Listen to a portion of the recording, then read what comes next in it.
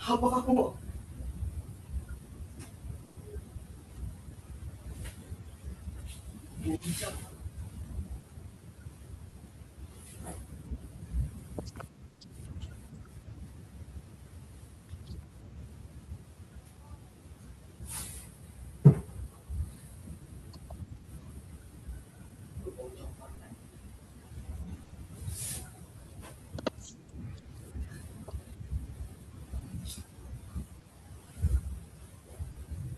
Baik, rekan-rekan semua. Jadi karena sudah lebih kurang 10 menit sudah kita tunggu, bagi yang belum bergabung, silahkan aktifkan kamera dan ganti namanya itu atau di rename dengan nama masing-masing. Karena di sini saya lihat masih ada tadi oke, sudah ya. Silakan diaktifkan kameranya semuanya karena saya akan mengambil screenshot terlebih dahulu.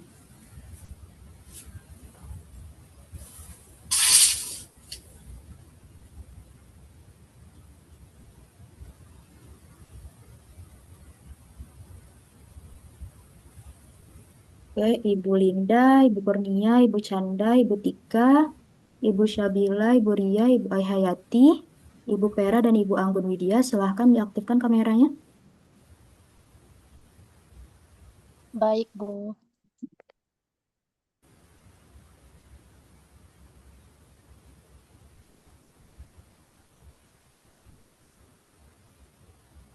Oke, saya screenshot saja lagi ya. Oke, sudah. Nah, rekan-rekan semuanya, sebelumnya Assalamualaikum warahmatullahi wabarakatuh. Salam sejahtera bagi kita semua. Muslim, namo budaya, dan salam kebajikan. Baik, rekan-rekan semuanya, selamat datang pada mata kuliah literasi karakter pembukaan dan metode SPG 105. Sebentar saya ambil dengan kelas 152. Nah, rekan-rekan semuanya sesuai dengan kesepakatan kita, di mana pelaksanaan TUEP kita yang pertama ini dilaksanakan pada hari Rabu, tanggal 22 April tahun 2026. Nah, di mana untuk mata kuliah kita ini terdiri dari 3 kali pertemuan. Untuk pertemuan pertama atau TUEP ini terdiri pada sesi 2, lalu TUEP yang kedua itu akan dilaksanakan pada sesi 5, dan TUEP yang ketiga akan dilaksanakan pada sesi 7.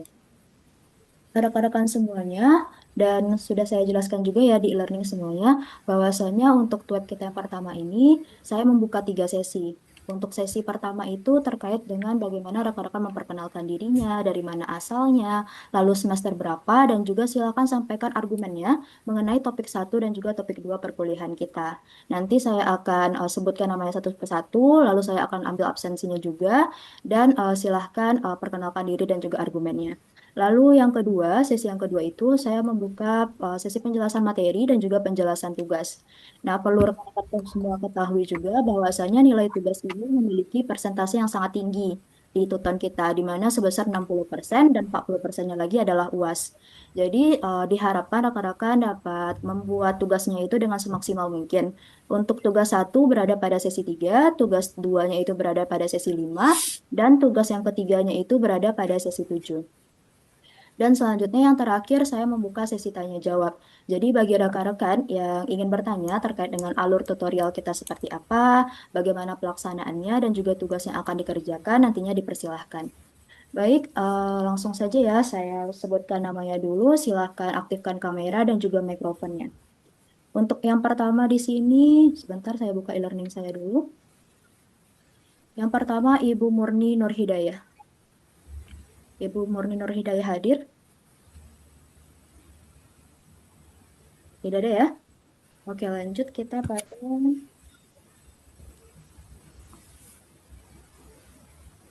Saudara Firly Hasbiallah. Hadir?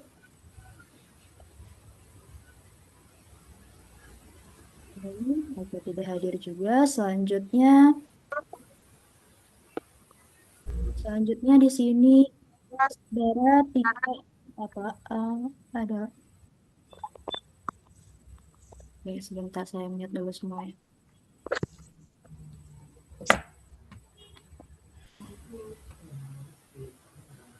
Mohon ya rekan-rekan untuk memute suaranya. Baik, selanjutnya Di sini ada Saudara Tika Ainun Mardiana. Saudara Tika Ainun Mardiana hadir.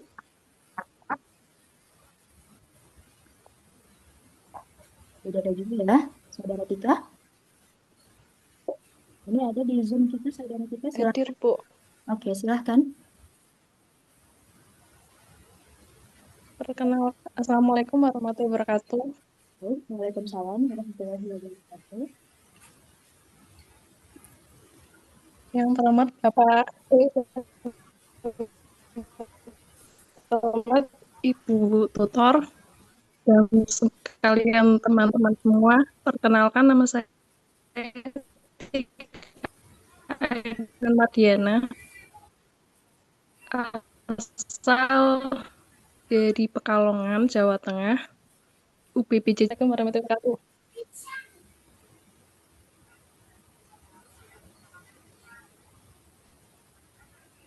Lanjut Ibu Tika.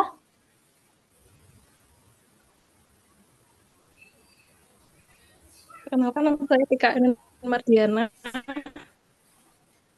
asal Pekalongan, Jawa Tengah, Baik. dari UT Semarang, dari semester 1. Oke. Jadi bagaimana menurut Ibu Tika mengenai topik satu sama topik 2 perkuliahan kita? Silahkan disampaikan argumennya. Topik satu kita berkaitan dengan penguatan pendidikan karakter, topik 2 itu terkait dengan implementasinya. Silahkan.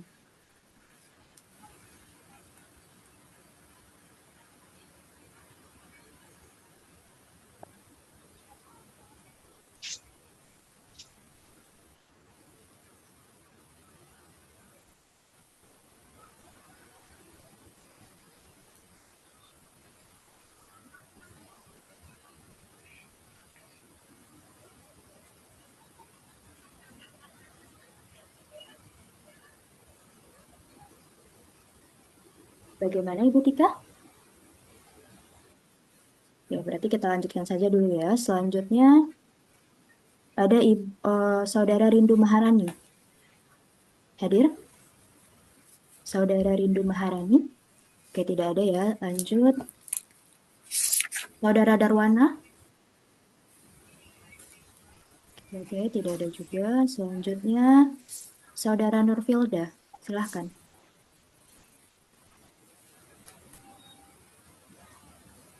Assalamualaikum warahmatullahi wabarakatuh. Salam. Perkenalkan, nama saya Nurfilda. Saya dari Prodi PGSD Palu. Deg-degan.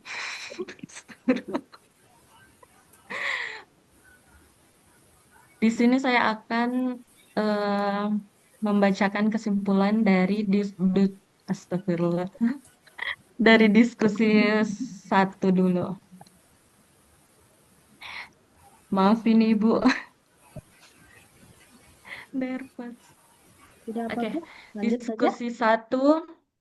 Di diskusi satu, kesimpulan saya ialah program penguatan pendidikan karakter atau PPK itu merupakan langkah penting dalam membentuk generasi yang tidak hanya cerdas akademik, tetapi juga memiliki moral, etika, dan kepribadian yang kuat di tengah tantangan era digital. PPK berfungsi sebagai penyaring pengaruh negatif sekaligus menyeimbangkan kecerdasan intelektual dan emosional siswa. Keberhasilan program ini sangat bergantung pada kerjasama antara sekolah, keluarga, dan lingkungan, serta keteladanan nyata dari guru. Tentu contoh langsung dari pendidik, nilai-nilai karakter akan sulit tertanam secara efektif. Oleh karena itu, PPK perlu diterapkan secara konsisten, adil, dan berbasis praktik nyata agar mampu menciptakan lingkungan pendidikan yang positif dan membangun karakter siswa. Untuk kesimpulan saya, untuk diskusi kedua ialah tantangan dalam implementasi program penguatan pendidikan karakter tidak hanya berasal dari siswa, tetapi juga dari berbagai faktor sistematik. Astagfirullah. salah. Tetapi juga dari berbagai faktor sistemik, seperti kurangnya sinkronisasi antara sekolah dan rumah, beban guru administrasi, lemahnya keteladanan, pengaruh negatif media digital, serta anggapan bahwa PPK hanyalah program tambahan. Hal-hal tersebut menunjukkan bahwa pembentukan karakter tidak dapat dilakukan secara parsial atau sepihak. Oleh karena itu, keberhasilan PPK sangat bergantung pada keterlibatan semua pihak secara konsisten, mulai dari guru, orang tua, hingga lingkungan masyarakat. Selain itu, diperlukan penguatan peran guru sebagai teladan, penyederhanaan beban administratif, serta integrasi nilai-nilai karakter ke dalam seluruh aktivitas pembelajaran. Dengan demikian, PPK dapat berjalan lebih efektif dan mampu membentuk karakter. Sekian dan terima kasih. Mohon dimaafkan jika ada salah kata. Oke, nggak apa-apa, sudah bagus ya. Oke, Bu Nurfilda sudah. Selanjutnya, Saudara Syaidi M. Toar, apakah hadir? Sudah ada. Selanjutnya, Saudara Dila Fadilah. Oke, tidak ada juga. Selanjutnya, Saudara Heran Gia, silakan. Saudara Heran Gia ada sudah bergabung di Zoom kita, silakan.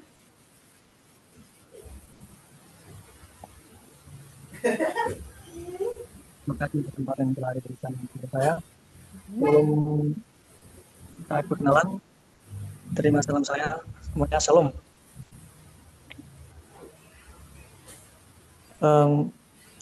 Perkenalkan, nama saya Heran Gia.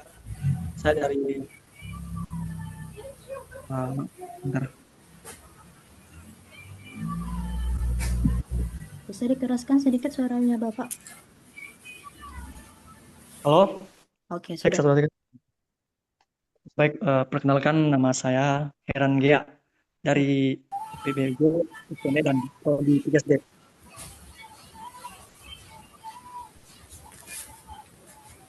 Oke, silakan sampaikan bagaimana kesimpulan Bapak mengenai topik 1 sama topik 2 perkuliahan kita, apa yang sudah Bapak buat?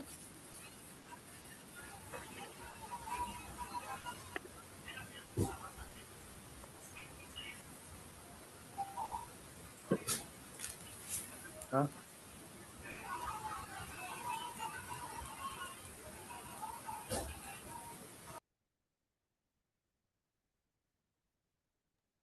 Oke, silakan Bapak.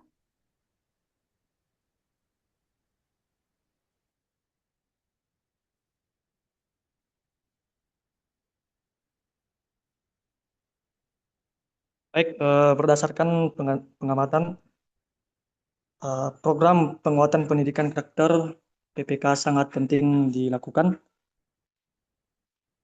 Karakter siswa saat ini bervariasi, sebagian mandiri dan disiplin. Namun ada pula yang memerlukan pendampingan intensif terkait tanggung jawab, kejujuran, dan sopan santun, sehingga PPK menjadi fondasi vital untuk membentuk generasi berakhlak mulia. Jadi menurut saya PPK begitu penting diterapkan di lingkungan sekolah maupun lingkungan masyarakat. Dari apa yang saya lihat di kelas, dari siswa masih bervariasi, dari beberapa sudah menunjukkan sikap bertanggung jawab dan disiplin. Sebagian masih kurang menunjukkan sikap tanggung jawab dan disiplin. Dengan itu sangat penting mengajarkan kepada siswa apa itu karakter. Jadi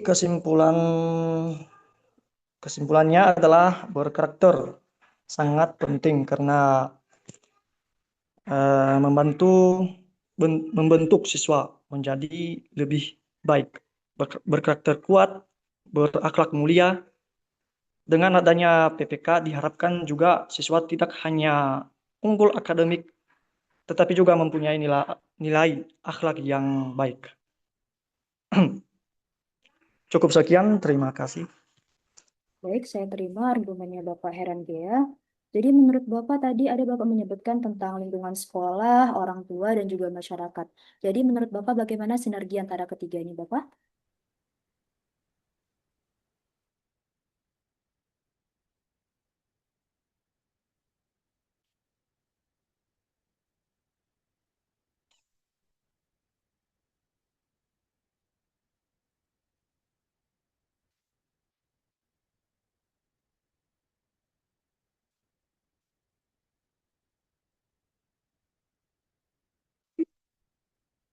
Baik, nanti saya tanyakan lagi ya kepada Bapak Herangea. Selanjutnya,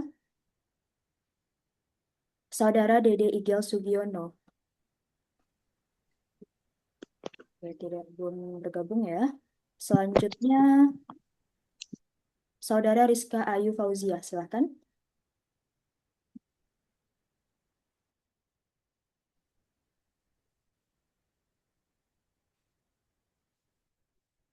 Bismillahirrahmanirrahim. Assalamualaikum warahmatullahi wabarakatuh. Baik, Waalaikumsalam warahmatullahi wabarakatuh. Silakan Ibu Rizka. Perkenalkan, nama saya Rizka Ayu Fauziah dari Prodi PGSD semester 1.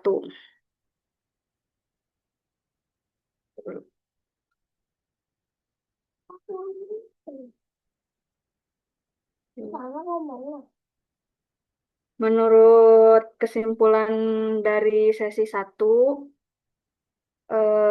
penguatan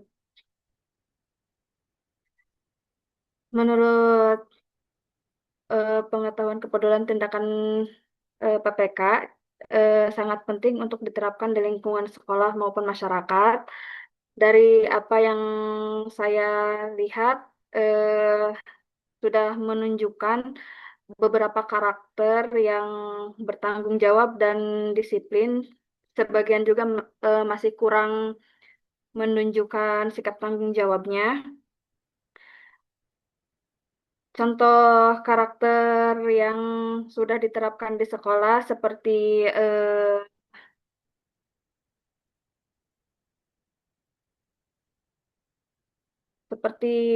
tanggung jawab kedisiplinan, datang ke sekolah tepat waktu, dan mengikuti kegiatan program-program di sekolah.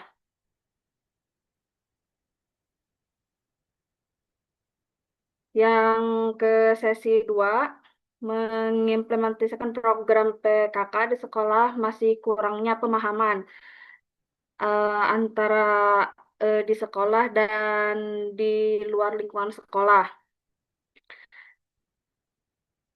Masih banyak kendala, contohnya seperti keterbatasan pemahaman antara pihak sekolah dan di lingkungan sekolah.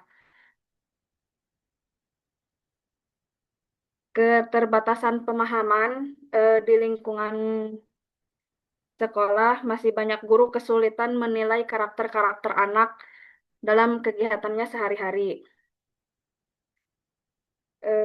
Minimnya dukungan di lingkungan sekolah, ketidaksinkronan pemahaman antara siswa dan eh,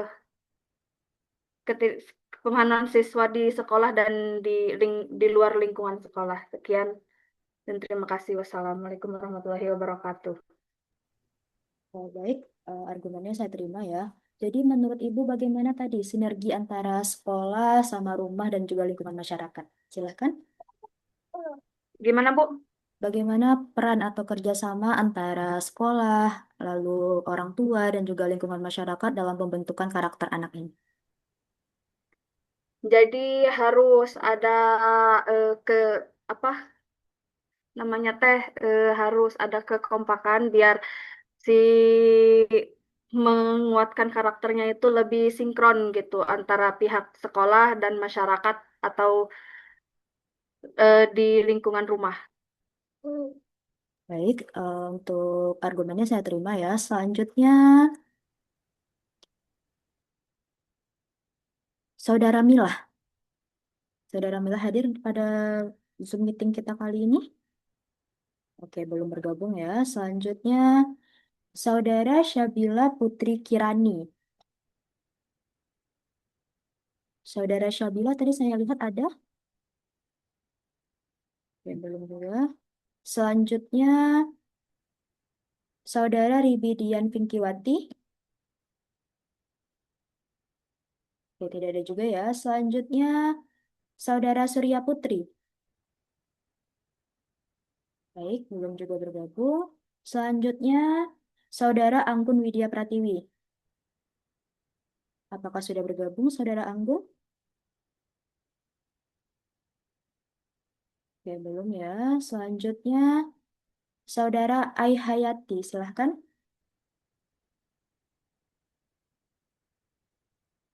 Oke, Saudara Ai Hayati sudah bergabung di Zoom kita kali ini, silahkan.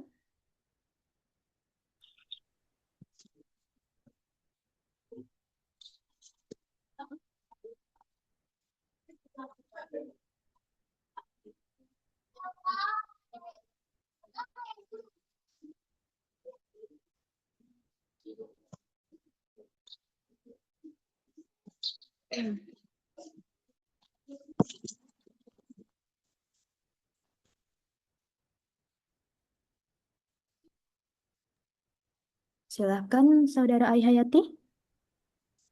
Iya. Assalamualaikum warahmatullahi wabarakatuh. Waalaikumsalam. Perkenalkan, nama saya Ani Hayati, mahasiswa PGSD UT Bandung. Diskusi pertama, saya membahas tentang pentingnya program penguatan pendidikan karakter. Dari pengalaman saya mengajar, masih banyak yang perlu dibimbing dalam hal karakter seperti disiplin, kesabaran, dan sikap saling menghargai. Contohnya, masih ada yang sering terlambat. Hal ini menunjukkan bahwa pendidikan karakter memang sangat dibutuhkan. PPK penting karena bisa membentuk akhlak melalui kebiasaan baik sehari-hari, membantu mengurangi konflik antar siswa, memperkuat kerjasama antara tua, masyarakat. Intinya PPK itu sangat penting diterapkan agar terbentuk generasi yang tidak hanya cerdas tapi juga berakhlak baik.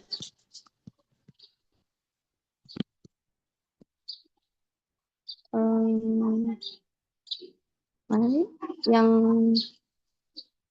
langsung kesimpulan aja ini Bu? Boleh dilanjutkan? Dilanjutkan, oke. Hal mana ya, pendidikan karakter sangat penting dalam dunia pendidikan. Program penguatan pendidikan karakter ini dibutuhkan untuk membentuk akhlak yang baik melalui kebiasaan sehari-hari. Ya, intinya tadi Bu, sangat penting diterapkan agar terbentuk generasi yang tidak hanya cerdas tapi juga berakhlak baik. Oke, baik. Saya terima argumennya Ibu Ai Hayati. Selanjutnya, pertanyaan saya, bagaimana contoh konkret dari pelaksanaan PPK itu untuk di sekolah? Silahkan.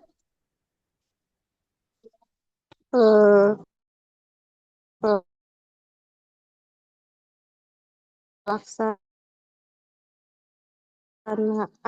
PPK di sekolahnya itu pembiasaan harian kayak siswa datang tepat waktu, disambut guru, berdoa sebelum dan sesudah belajar, terus program 5S, senyum, salam, sapa, sopan, santun, kegiatan rutin di kelas seperti piket, kebersihan, bergilir, kan melatih tanggung jawab dan kerjasama, diskusi kelompok, menghargai pendapat dan toleransi, lalu kegiatan literasi seperti membaca 10-15 menit sebelum pembelajaran dimulai. Terus kegiatan ekstrakurikuler kayak pramuka, olahraga, kegiatan seni juga untuk membentuk percaya diri dan kreativitas. Lalu keteladanan guru. Jadi gurunya juga harus menjadi contoh langsung dalam sikap sehari-hari. Terus kerjasama dengan orang tua, komunikasi rutin, di grup WA atau pertemuan gitu, Bu. Oke, argumennya Baik, saya terima ya. Oke, lanjut. ya. Selanjutnya untuk Saudara Muhammad Rizky Nurul Fauzi ini sudah minta izin kepada saya. Selanjutnya Ibu Lilis juga sudah minta izin kepada saya. Dan tinggal berapa mahasiswa lagi? Ada 6 mahasiswa lagi, yaitu Ibu Canda Aprilia Putri. Silahkan.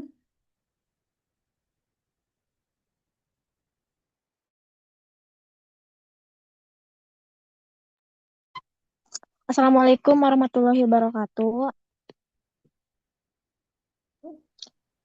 Perkenalkan, nama saya Canda Aprilia Putri dari UPB JJUT Bandung. Saya berasal dari Garut.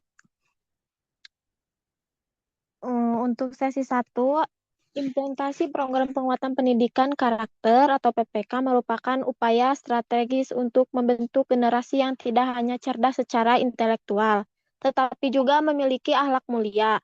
Namun, keberhasilan program ini masih dihadapkan pada berbagai kendala kompleks, mulai dari aspek internal sekolah seperti keterbatasan waktu, beban kerja, kompetensi guru, dan metode penilaian, hingga tantangan eksternal berupa pengaruh lingkungan dan teknologi. Oleh karena itu, diperlukan upaya berkelanjutan untuk memperkuat sinergi tripusat pendidikan, sekolah, keluarga, dan masyarakat. Meningkatkan kapasitas guru serta membangun ketahanan karakter peserta didik agar tidak mudah terpengaruh oleh hal-hal negatif. Penyelesaian kendala-kendala tersebut menjadi kunci agar nilai-nilai karakter dapat benar-benar tertanam menjadi budaya, bukan sekedar formalitas program.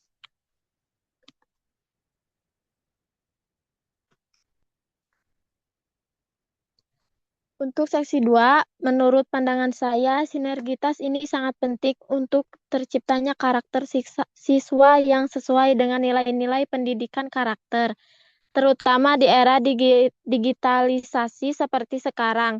Peran orang tua dan lingkungan akan sangat dibutuhkan. Tidak jarang dan bahkan mayoritas orang tua sekarang sudah memberikan akses ponsel pintar kepada anaknya di luar sekolah. Secara tidak langsung, informasi dari dunia secara global dan kebiasaan anak dalam mengakses ponsel pintar tersebut juga dibutuhkan bimbingan yang baik agar anak tidak terlalu bergantung pada ponsel, entah itu bermedia sosial ataupun bermainan daring. Tentu perlu dampingan dan pemantauan oleh orang tua kepada anak. Pengaruh dari digitalisasi ini sangat berdampak pada pembentukan kebiasaan dan karakter anak di rumah ataupun di sekolah, karena anak-anak cenderung belum bisa memfilter apa saja yang boleh dan apa aja yang tidak boleh dilakukan dari aksesnya menggunakan ponsel, terutama di media sosial.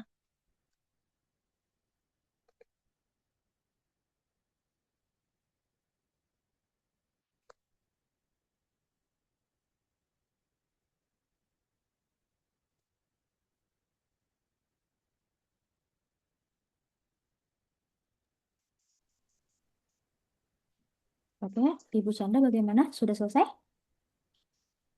Udah, Bu. Oke, sudah. Selanjutnya, Ibu Linda Nurlinda. Silahkan.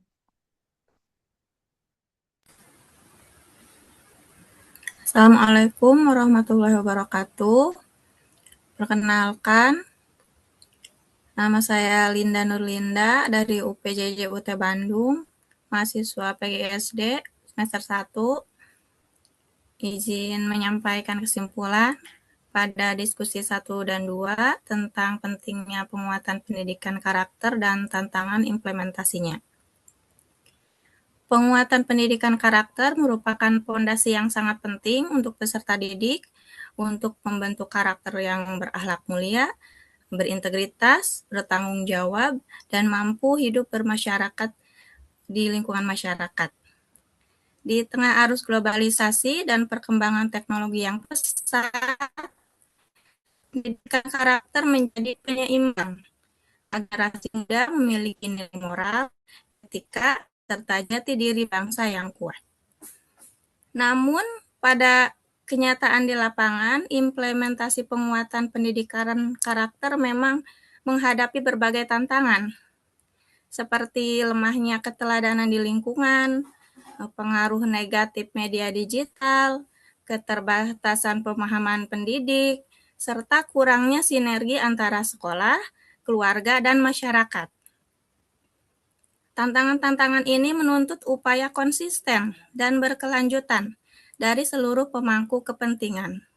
Oleh karena itu, keberhasilan penguatan pendidikan karakter sangat bergantung pada implementasinya yang terintegritas dengan kurikulum, budaya sekolah, proses pembelajaran, serta kehidupan sehari-hari. Dengan kolaborasi yang kuat antara sekolah, keluarga, masyarakat, penguatan pendidikan karakter dapat berjalan efektif dan berkontribusi dalam mencetak generasi yang tidak hanya unggul secara intelektual, tapi juga secara emosional, sosial, dan moral. Terima kasih. Baik, untuk pendapatnya saya terima ya. Jadi menurut Ibu bagaimana sinergi antara ketiganya Ibu? Antara sekolah, guru, dan juga masyarakat. Silahkan disampaikan pendapatnya. Orang tua dan guru, orang tua tidak boleh langsung begitu saja memberikan tanggung jawab karakter atau tanggung jawab moral kepada guru di sekolah. Kenapa? Karena waktu anak itu lebih banyak di rumah, jadi harus ada terjalin komunikasi antara orang tua dan guru di sekolah. Sehingga sinkron implementasi karakter yang ditanamkan guru di sekolah dan di rumah sesuai dan berjalan beriringan. Begitupun juga di masyarakat. Masyarakat harus mendukung program ini agar anak-anak generasi sekarang tahu dan paham nilai moral dan karakter yang seperti apa yang harus ditampilkan baik itu di rumah, di sekolah, maupun ketika mereka sedang berada di lingkungan masyarakat. Baik, Bu. Terima kasih. Oke, bagus. Pendapatnya Ibu terima ya. Selanjutnya, Saudara Muhammad Arif Fajarilah. Silahkan. Silahkan Saudara Arif.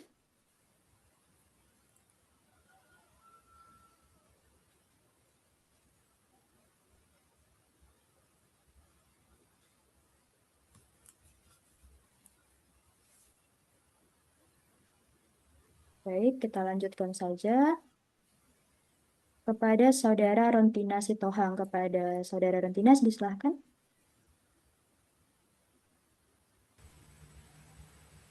Halo, selamat siang. Baiklah, saya akan membacakan kesimpulan yang dapat saya pelajari dari materi 1, sesi 1, dan sesi 2. Dari materi sesi 1, PPK memang penting dilakukan, memang sangat penting dilakukan dengan alasan dapat membentuk karakter sikap sejak dini. Bukan hanya di rumah, tetapi juga di lingkungan bermasyarakat atau di sekolah. Nah, tapi PPK penting dilakukan dengan konsisten sebagai gerakan bersama agar nilai luhur tidak berhenti menjadi wacana. Jadi PPK itu tidak hanya sebagai teori, tetapi juga dapat diterapkan dan dilakukan.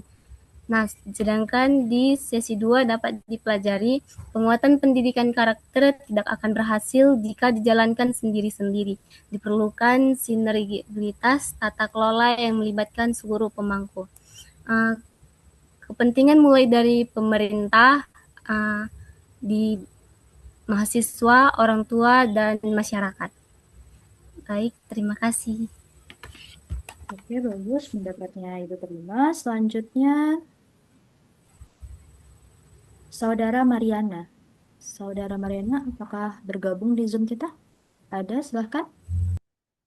Bergabung, Bu. Baik, silahkan Ibu. Baik, Bu. Jadi menurut saya, untuk diskusi di sesi 1, sepertinya jawabannya hampir sama seperti kawan-kawan yang lain. Cuman saya hanya ingin menambahkan beberapa jawaban dari saya. Jelas Bu suara saya Bu? Ya jelas, Saudara Marin. Nah, ya. Yang jadi sinergi antara sekolah, keluarga, dan masyarakat dalam program PPK itu ya memang sangat penting Bu, sehingga disebut dengan Tripusat Pendidikan. Kemudian bagaimana cara membangun sinergi itu ya dengan cara komunikasi yang intensif, kesamaan persepsi dan nilai, kolaborasi dalam kegiatan, kemudian saling mendukung dan memberi contoh. Di mana yang dimaksud saling mendukung dan memberi contoh ini, masyarakat dan orang tua ini menjadi contoh yang teladan gitu. Sementara sekolah ini menjadi fasilitator dan pembimbing. Nah, jadi menurut saya juga peran sekolah ini ya sebagai fasilitator dan pendidikan yang menyusun program pembelajaran karakternya. Terus bagaimana kita seorang guru ini menciptakan lingkungan sekolah ini yang kondusif, aman, dan berbudaya positif lah. Kemudian menjadi contoh teladan bagi siswa melalui perilaku guru dan staf sekolah yang lainnya. Kalau dari pihak keluarga atau orang tua mungkin sebagai pendidik pertama dan utama, karena bagaimanapun mereka yang tahu dasar pembentukan karakter anak mereka sendiri, gitu. Kemudian memberikan keteladanan dalam sikap religius, jujur, dan disiplin dalam kehidupan sehari-hari. Mungkin dari bangun pagi, kemudian waktunya belajar jam berapa, waktunya menonton jam berapa, tidurnya jam berapa, itu harus memang sudah didisiplinkan dari sejak dini. Kemudian harus memantau kegiatan anak nih, seperti yang dibilang pada rekan sebelumnya, penggunaan gadget dan pergaulan itu sangat penting gitu. Terus peran masyarakat dalam lingkungan yaitu menciptakan lingkungan pergaulan yang sehat. Kemudian menyediakan fasilitas umum yang mendukung kegiatan positif seperti lapangan olahraga, tempat ibadah, itu pasti udah pasti. Kemudian ikut mengawasi dan menegur jika ada perilaku anak-anak atau siswa-siswa yang memang butuh bimbingan sejak dini. Jika melakukan penyimpangan lah di luar sekolah itu wajib ditegur. Kemudian bisa kita melakukan gotong royong atau bakti sosial. Begitu sih Bu menurut saya. Terima kasih. Baik, pendapat Ibu Mariana bagus ya. Selanjutnya pertanyaan saya, bagaimana cara kita untuk mengukur bahwa program PPK ini sudah berhasil atau belum? Silahkan.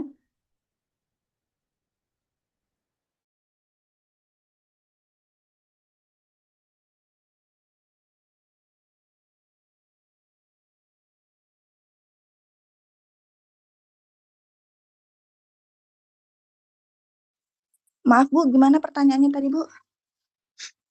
Bagaimana cara Ibu untuk mengukur bagaimana program PPK ini sudah berhasil atau belum diterapkan di lingkungan sekolah?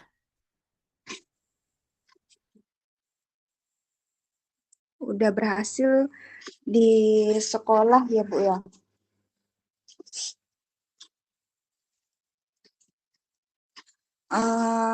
Menurut saya, untuk mengetahui apakah program PPK ini di sekolah sudah berhasil atau belum, kita bisa melakukan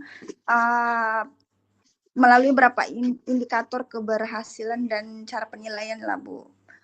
Misalnya salah satunya dari melalui perubahan perilaku siswa. Nah, apakah siswa ini sudah sopan santun, apakah disiplin tepat waktu datang ke sekolah, mengerjakan tugas. Kemudian ketika kita tanya anak-anak ini kan kadang menyontek Bu gitu kan. Nah, apa kita tanya dia jujurkah tidak ini mengerjakan PR seperti misalnya ada tugas sekolah dari sekolah untuk dikerjakan di rumah misalnya dalam segi PR. Kadang kan siswa ada yang mungkin melihat atau meminta bantu atau gimana gitu. Kemudian cara dia misalnya setiap hari Jumat. Nah, Jumat mungkin adalah di sebagian sekolah itu, contohnya sekolah saya gitu, ada gotong royong. Nah, mereka sama-sama enggak. Kadang kan anak-anak ini ada yang duduk ngobrol gitu. Ada yang ini jadinya kadang menimbulkan kesinambungan dalam arti kecemburuan lah antara siswa-siswa, masuknya ke kejujuran juga dan kerjasama sih Bu. Kemudian dalam bentuk religius mungkin di setiap sekolah ada musola gitu. Terus cara dia belajar agama gimana dalam pembelajaran agama masing-masing pada setiap siswa itu Bu, rajin atau tidaknya, seperti itu. Terima kasih. Baik, pendapatnya Ibu Mariana lengkap dan bagus ya. Selanjutnya, yang terakhir di sini ada namanya Ibu Meilani. Silahkan, apakah sudah bergabung?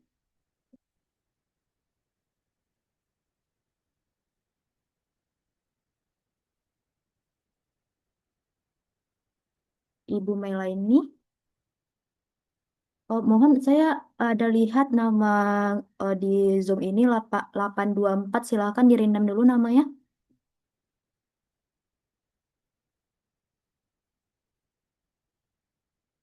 Oke, kita lanjutkan saja lagi ya. Jadi saya sudah menerima pendapat dan juga Bapak Ibu sudah melakukan perkenalan diri. Umumnya di sini pada semester 1 semua ya. Oke. Di sini ada Ibu Darwana. Silahkan Ibu Darwana.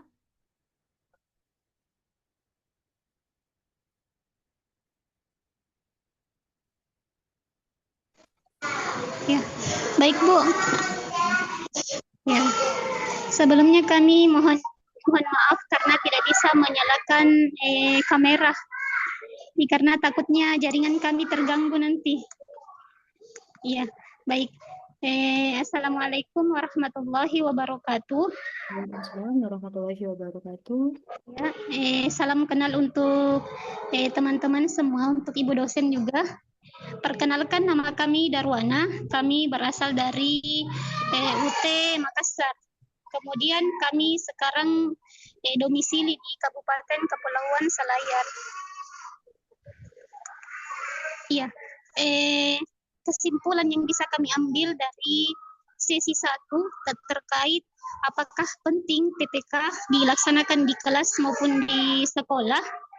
Menurut kami pribadi, pelaksanaan penguatan pendidikan karakter ini sangat penting untuk dilakukan, terutama di sekolah, karena jika kita sama-sama melihat bagaimana kondisi anak-anak kita sekarang itu yang memiliki karakter yang berbeda-beda, kemudian banyak sekali karakter yang berbeda-beda dan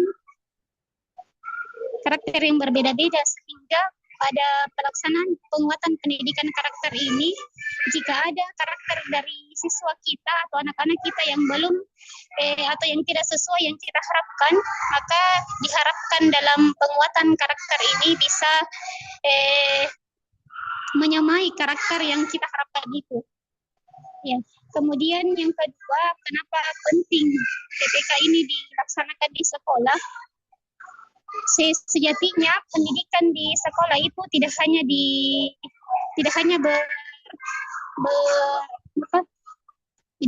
mementingkan dari segi kognitifnya saja, tetapi harus lebih kepada bagaimana karakter anak-anak kita di sekolah terbentuk dengan baik. Misalnya sopan santun, kemudian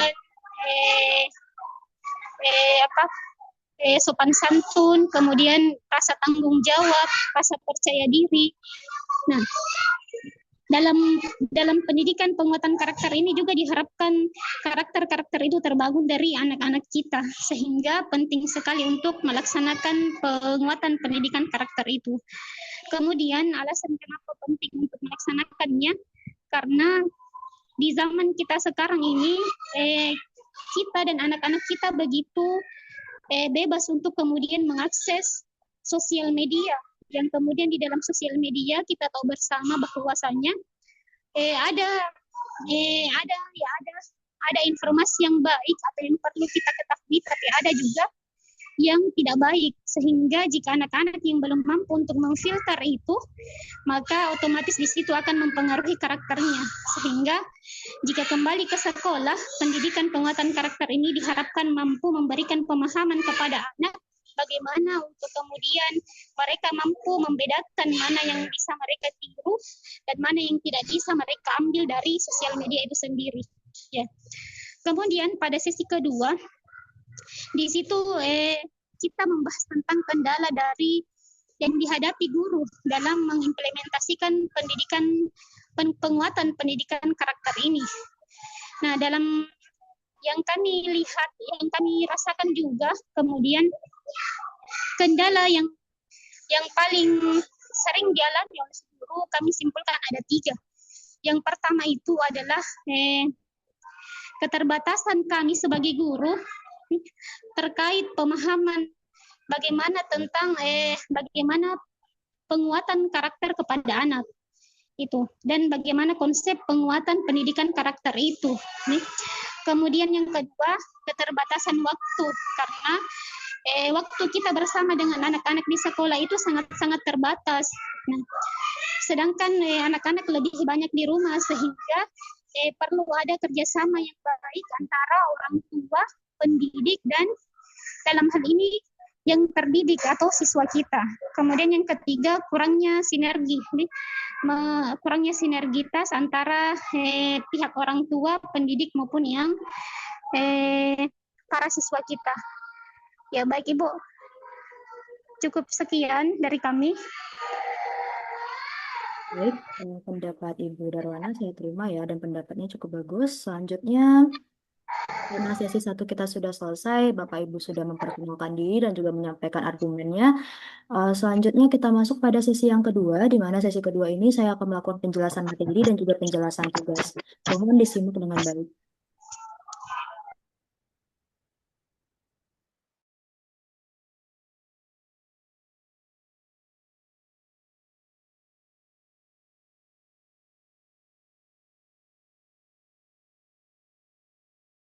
Apakah sudah nampak yang saya share screen ini, Bapak dan Ibu?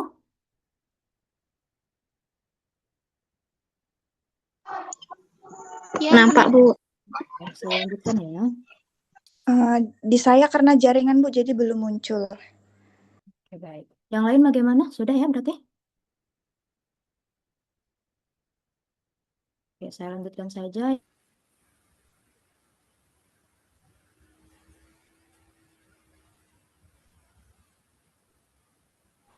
Di mana untuk capaian pembelajaran kita di sini, yaitu mahasiswa mempunyai kompetensi sebagai sosok yang memiliki literasi atau kemelekan dalam memahami aspek-aspek karakter, serta mengimplementasikannya pada berbagai strategi dan pengelolaan pengembangan karakter dan kepemukaan, khususnya bagi anak usia sekolah dasar. Selanjutnya,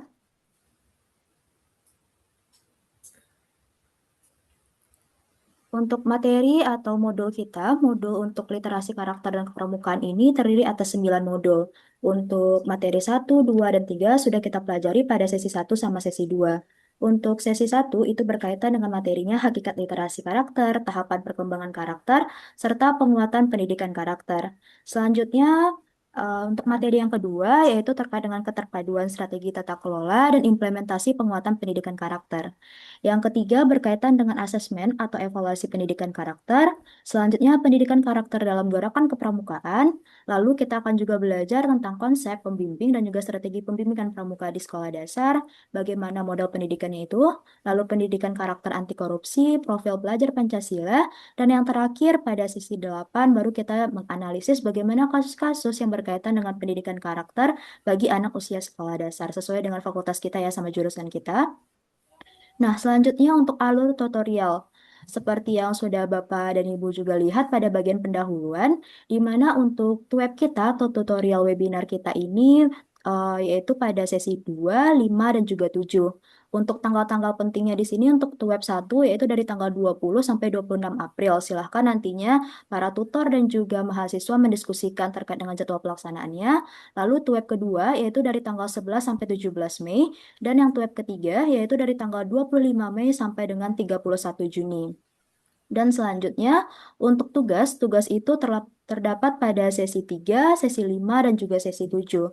Nah, perlu Bapak Ibu ketahui juga bahwa nilai akhir mata kuliah ini ditentukan oleh nilai tugas atau nilai praktiknya, yaitu sebesar presentasinya itu 60%, sedangkan untuk nilai UAS adalah sebesar 40%. Jadi di sini Ibu harapkan kepada Bapak dan Ibu juga untuk dapat mengerjakan tugas dengan sebaik-baiknya, untuk pelaksanaannya itu sekitar 2 minggu untuk dikumpulkan, tetapi usahakan untuk dikumpulkan secepatnya untuk mendapatkan feedback dari Ibu. Oke, selanjutnya masuk kita pada sesi ke-1. Sesi 1. Maaf Ibu, saya boleh bertanya, boleh menyampaikan dulu? Boleh. Tadi saya lupa perkenalan, nama saya Mariana dari UT Salut Tumbang Titi, Bu. Jadi saya di semester ini sudah semester lanjut sebenarnya. Jadi saya ngulang mata kuliah ini. Nah, untuk di e-learning itu di akun saya itu cuma sampai sesi 2 dan sampai diskusi 2 aja, Bu. Jadi mengenai masalah tugas-tugas itu saya masih nggak jumpa gitu di akun itu gitu, sampai agak pusing juga. Kemarin sempat ada kendala nggak bisa masuk ke akun e-learning, rupanya harus di-reset dulu. Jadi baru saya bisa masuk itu minggu kemarin itu gitu. Karena dari pihak UT-nya juga mungkin yang diurus bukan cuma satu, karena ada kendala-kendala itu, jadi punya saya minta riset karena nggak bisa masuk itu gitu, Bu. Oke, Bu Mariana. Jadi untuk sesinya itu memang kita sampai sesi 2 sekarang ini yang bisa diakses oleh mahasiswa, sedangkan untuk tugas itu terdapat pada sesi 3. Jadi minggu depan baru nantinya terbuka sesi 3 untuk mahasiswanya ya Bu Mariana. Selanjutnya untuk sesi 1 sama sesi 2 apakah sudah dikerjakan diskusi sama kuisnya? Sudah, Bu. Alhamdulillahnya sudah dikerjakan. Cuman ya itu, Bu, karena kemarin keterlambatan akses riset dari informasi dari admin UT-nya, jadi pas diskusi 1 itu saya telat mengerjakan, tapi tetap saya kerjakan sampai pada akhirnya diskusi 2 sudah saya selesaikan gitu, Bu. Dan untuk sesi 1 memang diperpanjang ya untuk informasinya sampai Sabtu depan kalau tidak salah. Jadi tidak apa untuk diisi dulu diskusi 1-nya. Jadi bagi mahasiswa yang terlewat sesi 1-nya silahkan dikerjakan sekarang sampai hari Sabtu untuk diskusi sama kuisnya karena nilainya ini masuk pada nilai akhir juga. Nah, sekarang saya lanjutkan lagi ya penjelasan materinya. Exercise sebentar ya. Oke, ini dia. Nampak ya Bapak dan Ibu ya? Nah, selanjutnya kita masuk pada sesi 1. Jadi pada sesi 1 ini sebelum kita mempelajari tentang penguatan pendidikan karakter, jadi kita perlu memahami dulu apa itu perbedaan karakter, moral, dan juga kepribadian. Nah, untuk moral itu sendiri merupakan ajaran atau pedoman perilaku yang baik dan juga buruk untuk menentukan batas-batas penerimaan dan penghargaan dari pikiran, perasaan, dan perbuatan yang dipandang layak dan baik oleh lingkungannya. Di mana inti dari moral ini adalah perilaku baik dan juga buruk yang diterima oleh suatu masyarakat. Sedangkan karakter itu sendiri merupakan pengetahuan, kepedulian, dan juga tindakan seseorang yang sudah melebur dan menyatu dalam diri seseorang, yang sudah menjadi ciri unik dan sudah menjadi kebiasaan hidup yang tampak dari konsistennya. Jadi karakter ini bisa juga kita sebut sebagai sifat yang diperoleh oleh seseorang itu sepanjang mereka hidup, di mana karakter seseorang itu tentunya berbeda-beda sesuai dengan proses kehidupannya. Dan selanjutnya yaitu tentang kepribadian. Nah, untuk perbandingan antara kepribadian dan juga karakter ini, dasar perbandingannya dari arti, lalu ada representasi, sifat, apa itu, lalu kodratnya bagaimana, ekspresi, perubahan, pengenalan, lalu konsep Rousseau-nya bagaimana. Lalu untuk arti, kepribadian ini merupakan atau mengacu pada kualitas pribadi yang seharusnya dan ditampakkan keluar yang sesuai dengan harapan masyarakat. Sedangkan karakter ini mengacu pada kualitas moral yang khas, yang sama dalam penampilan lahiriah dan batiniah serta menetap pada diri seseorang. Dan selanjutnya untuk representasinya ini, untuk kepribadian menjadi siapa kita sebenarnya, sedangkan karakter itu siapa kita sebenarnya secara aktual atau secara nyatanya bagaimana. Untuk cirinya, kepribadian ini lebih kepada penampilan fisik, sedangkan karakter ini lebih kepada psikisnya terkait dengan mental dan juga moral seseorang. Lalu terkait dengan apa itu, kepribadian ini merupakan identitas, sedangkan karakter sebagai perilaku menetap yang dipelajari sepanjang hidup. Dan selanjutnya yaitu ada ekspresi. Ekspresi ini kepribadian berkaitan dengan penampilan luar seseorang, dan karakter ini berkaitan dengan ciri-ciri orang yang abstrak. Selanjutnya terkait dengan perubahan. Untuk perubahan, untuk kepribadian ini dapat berubah seiring waktu, sedangkan karakter ini relatif lebih menetap. Lalu untuk pengenalannya di sini untuk kepribadian kesannya itu sekilas dan penampakannya itu atau penampilannya nampak sekilas, sedangkan karakter kesan yang diperoleh itu setelah mengenal relatif yang lebih lama. Dan yang terakhir ada konsep Rousseau. Konsep ini berkaitan yaitu dari inti pemikiran dari Rousseau itu sendiri, di mana manusia itu pada dasarnya baik secara alami. Tapi adanya kerusakan yang muncul karena adanya pengaruh sosial, contohnya itu seperti perbandingan. Untuk kepribadian itu bersifat self-esteem atau penghargaan diri, di mana kepribadian ini bergantung pada penilaian orang lain, sedangkan karakter tidak bergantung kepada penilaian orang lain atau disebut juga dengan self-love. Jadi intinya, perbedaan antara karakter, moral, dan juga kepribadian ini, moral ini sebagai standar nilai, yaitu nilai baik dan juga buruk yang diterima suatu masyarakat. Kalau karakter ini merupakan wujud nyata dari moral yang ditampilkan melalui tindakan sehari-hari, sedangkan kepribadian ini merupakan sifat dari seseorang itu. Selanjutnya kita masuk pada tahap perkembangan karakter, lalu perkembangan moral, dan juga perkembangan kepribadian. Untuk tahapan perkembangan karakter itu terbagi menjadi 4, ada tidak sadar dan tidak terbiasa, sampai terbiasa dan dikenali menjadi suatu ciri khas. Nah, Bapak dan Ibu, untuk penjelasannya, tidak sadar dan tidak terbiasa ini berarti seseorang belum tahu bahwa suatu perilaku itu penting atau bernilai baik dan juga belum pernah melakukannya. Contohnya di sini, saya contohkan pada sikap disiplin. Contohnya, siswa belum menyadari pentingnya disiplin sehingga sering terlambat datang ke sekolah. Lalu yang kedua, tahapannya itu sadar dan tidak terbiasa. Jadi di sini, siswa sudah tahu mana yang baik dan juga mana yang buruk, tetapi belum konsisten untuk melakukannya sehingga diperlukan peran orang tua dan juga guru untuk mengawasinya. Contohnya di sini yaitu siswa tahu harus datang tepat waktu, tetapi masih sering datang terlambat. Dan yang ketiga terkait dengan sadar dan tidak terbiasa. Jadi kalau sadar dan tidak terbiasa ini maksudnya di mana siswa sudah sadar dan mulai membiasakan diri. Contohnya, siswa mulai datang tepat waktu. Dan yang terakhir yaitu terbiasa dan dikenali menjadi suatu ciri khas, di mana perilaku itu sudah konsisten muncul dan juga tidak perlu disuruh atau diawasi lagi. Selanjutnya, tahapan perkembangan moral. Untuk tahapan perkembangan moral ini terbagi menjadi 3, ada pra-konvensional dan juga pasca-konvensional. Untuk pra-konvensional ini, ciri-cirinya, ciri utamanya itu patuh karena takut hukuman atau ingin hadiah. Jadi, orientasi siswa itu adalah hukuman ataupun hadiah. Jadi, mereka berpikir kalau misalnya mereka taat aturan, maka akan mendapatkan hadiah, sedangkan melanggar aturan, maka akan mendapatkan hukuman. Selanjutnya ada tingkat konvensional. Untuk tingkat konvensional ini berarti perilaku itu didasarkan pada aturan sosial, intinya karena ingin diterima oleh lingkungan. Dan yang terakhir baru adanya pasca konvensional. Untuk pasca konvensional ini ciri utamanya berarti bahwa siswa atau seseorang itu telah memahami alasan mengapa patuh terhadap aturan yang ada. Dan yang terakhir yaitu ada tahap perkembangan kepribadian, mulai dari masa kanak-kanak, lalu masa remaja dan remaja dewasa, lalu usia setengah tua dan fase usia tua. Untuk masa kanak-kanak di sini diperlukan sekali peran dari lingkungan terdekatnya, terutama dari lingkungan keluarga. Lalu ada fase atau masa remaja dan juga remaja dewasa. Jadi pada fase ini di mana anak berusaha untuk atau melakukan proses pencarian jati dirinya. Lalu untuk fase usia setengah tua ini berarti berada pada fase kita ya, di mana fase setengah tua ini fokusnya itu pada tanggung jawab. Cirinya di sini fokus pada karir, keluarga, dan juga kontribusi sosial. Dan yang terakhir yaitu pada fase usia tua, di mana ciri utama dari fase usia tua ini adanya refleksi diri dan juga penerimaan hidup. Dan selanjutnya kita masuk pada perbedaan pendidikan karakter dengan latihan sosial, latihan moral, dan juga pendidikan moral. Di mana latihan sosial ini berarti mengetahui dan juga menerima pembatasan yang ketat yang dibuat oleh komunitas tertentu. Lalu ada latihan moral, yaitu bagian dari aturan sosial yang dalam komunitas itu diambil untuk memenuhi persyaratan ini dan dengan demikian dapat diterima oleh setiap anggota yang rasional.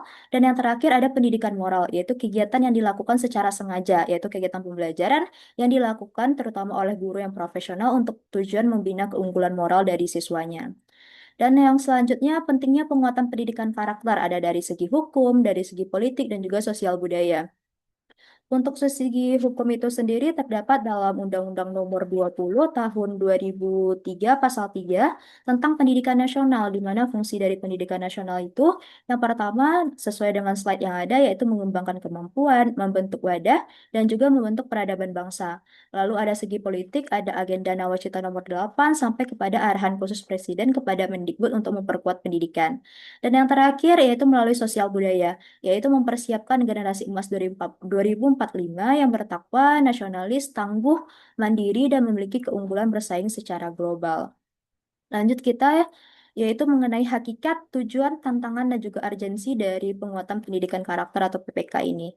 Untuk tantangannya, seperti yang sudah Bapak Ibu sampaikan juga, jadi ada harmonisasi pengembangan potensi siswa yang belum optimal, jumlah penduduk, lalu luas wilayah Indonesia dengan tantangan alamnya bagaimana, lalu belum optimalnya sinergi antara tanggung jawab terhadap pendidikan karakter anak antara sekolah, orang tua, dan juga masyarakat.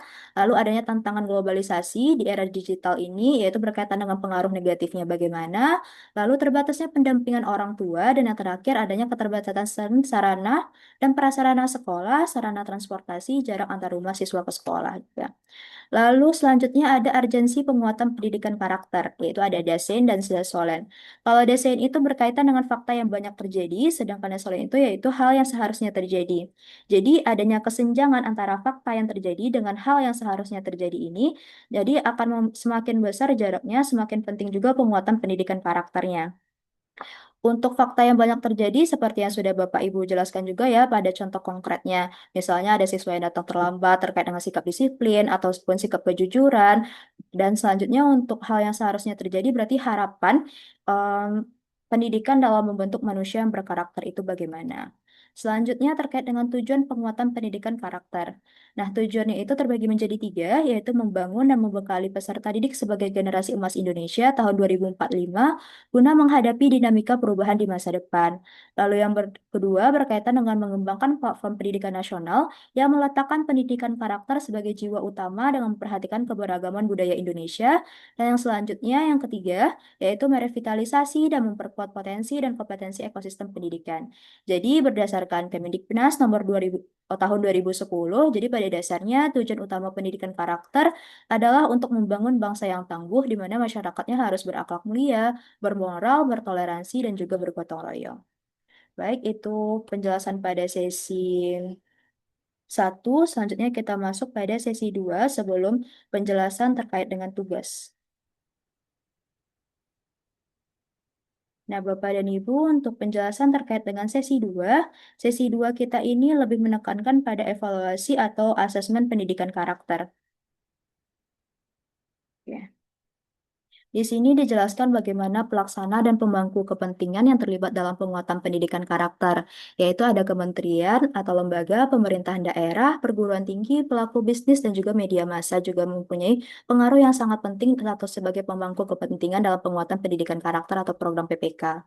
Lalu yang kedua, pelaksanaan PPK ini diimplementasikan di 3 ranah, yakni sekolah, lingkup keluarga, dan juga masyarakat, yang melibatkan berbagai pelaksana dan juga pemangku kepentingan pendidikan sesuai dengan kedudukan, fungsi, dan juga peranannya masing-masing.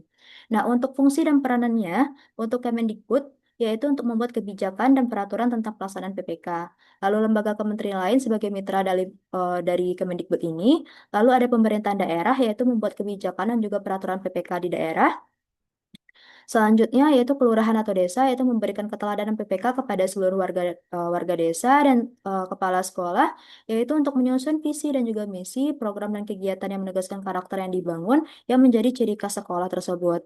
Lalu ada pengawas pendidikan. Pengawas pendidikan ini berfungsi untuk mendampingi dan mendukung kepala sekolah, guru dan juga siswa untuk mengimplementasikan PPK sesuai dengan karakteristik sekolah. Lalu ada guru tutor atau pamong pendidikan non formal yaitu memberikan teladan dalam mengimplementasikan PPK di lingkungan sekolah. Dan yang terakhir yaitu ada komite sekolah atau masyarakat, yaitu mendukung pelaksanaan program PPK secara mandiri dan bergotong royong dalam kegiatan intrakurikuler, kokurikuler, dan juga ekstrakurikuler. Kegiatan intrakurikuler ini, Bapak dan Ibu, berarti kegiatan dalam proses pembelajarannya. Sedangkan untuk kokurikuler dan juga ekstrakurikuler yaitu kegiatan di luar mata pelajaran seperti adanya kegiatan kesenian, paskibraka ataupun kegiatan pramuka yang sedang kita pelajari ini. Selanjutnya yaitu ada tenaga kependidikan. Fungsinya untuk memberikan keteladanan dalam mengimplementasikan PPK kepada seluruh warga sekolah. Lalu ada komunitas PPK dan komunitas masyarakat. Fungsinya yaitu untuk memberi keteladanan dalam implementasikan PPK di lingkungan masyarakat. Dan yang terakhir, selanjutnya ada perguruan tinggi, yaitu fungsinya untuk membuat peraturan, kebijakan, serta program PPK untuk mendukung dari program PPK yang pusat. Lalu ada dunia usaha dan juga dunia industri. Fungsinya untuk mendukung pelaksanaan PPK di sekolah dan masyarakat melalui program tanggung jawab sosial korporasi. Dan terakhir yaitu ada media massa, yaitu melaporkan praktik baik atau memberikan pesan moral dan karakter baik dalam setiap reportasenya bagaimana. Nah, untuk prinsip tata kelola pemangku kepentingan ini terbagi menjadi 7, yaitu ada prinsip pelibatan, prinsip integrasi, kesinambungan, pengulangan, kesungguhan, prinsip meluas atau menyebar, dan juga prinsip keteladanan. Nah, Bapak dan Ibu, untuk prinsip pelibatan ini artinya melibatkan semua pihak di mana pendidikan karakter tidak bisa hanya dilakukan oleh sendiri. Jadi perlu adanya peran atau kerjasama antara sekolah, rumah, dan juga masyarakat. Lalu yang kedua ada prinsip integrasi. Nah, prinsip integrasi ini berarti nilai karakter diintegrasikan dalam semua kegiatan. Jadi dalam pembelajaran tidak hanya melalui teori tetapi juga pembahasannya. Lalu ada prinsip kesinambungan. Prinsip kesinambungan ini berarti dilakukan secara terus-menerus. Contohnya melalui proses pembiasaan, seperti anak berdoa, menyanyikan lagu nasional pada saat awal pembelajaran dan di akhir pembelajaran menyanyikan lagu daerah, dan juga sikap disiplin. Dan yang keempat yaitu ada prinsip pengulangan. Prinsip pengulangan ini artinya nilai harus sering diulang agar menjadi suatu kebiasaan bagi anak. Lalu ada prinsip kesungguhan, yaitu konsistensi yang dilakukan untuk menegakkan aturan. Dan yang selanjutnya ada prinsip meluas atau menyebar, artinya dilaksanakan dalam berbagai lingkungan. Dan yang terakhir ada prinsip keteladanan. Selanjutnya, sekolah sebagai lembaga yang paling bertanggung jawab terhadap pelaksanaan PPK ini, di mana sekolah itu memiliki sistem, memiliki infrastruktur, ekosistem, dan juga kurikulumnya. Dan untuk pola implementasi dari PPK di sekolah itu bersifat memusat, menyebar, dan juga pengulangan. Jadi, memusat ini artinya kegiatan difokuskan pada program tertentu. Contohnya melalui program atau kegiatan upacara bendera maupun kegiatan keagamaan lainnya. Lalu yang kedua yaitu ada kegiatan menyebar, di mana pola ini berarti nilai karakter diterapkan dalam semua aktivitas sekolah. Contohnya, guru mengaitkan nilai kejujuran saat ujian, lalu nilai kerjasama pada saat diskusi kelompok, lalu nilai disiplin dalam setiap kegiatan belajarnya. Dan yang terakhir yaitu polanya ada pola pengulangan. Pola pengulangan di sini, di mana nilai karakter dibiasakan secara terus-menerus. Selanjutnya ada pendekatan penguatan pendidikan karakter. Ada pendekatan berbasis kelas, pendekatan berbasis budaya, lalu ada pendekatan berbasis masyarakat, dan juga berbasis keluarga.